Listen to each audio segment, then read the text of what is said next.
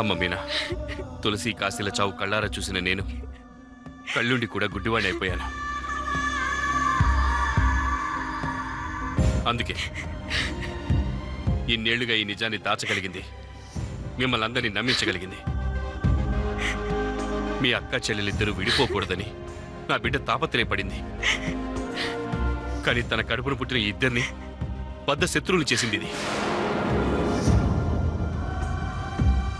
నన్ను చంపి నా చిన్న మనవరాల్ని దోషించేయడానికి పథకం పన్నింది ఇది. ఇన్నాళ్ళు ఈ రాక్షసి చేసిన నేరాల్ని ఘోరాల్ని ఈరోజు మీ కళ్ళతో మీరే చూశారు కదా. నువ్వే చెప్పమ్మా, ఏం చేయమంటావు మీ అక్కని?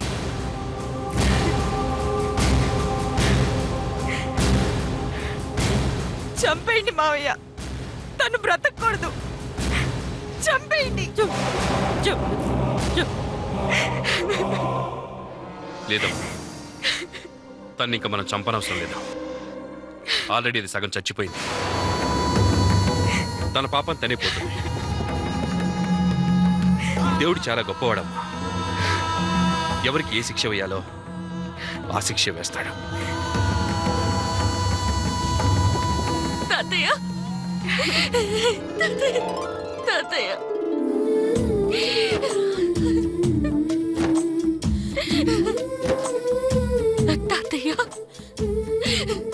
తాతయ్య,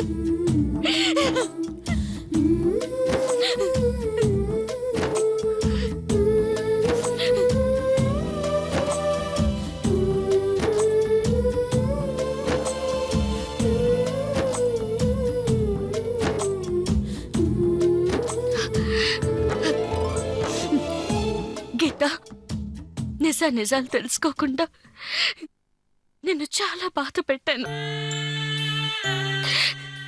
నన్ను క్షమించు అక్క. నువ్వే నన్ను క్షమించాలి. నీకు చాలా అన్యాయం చేశాను.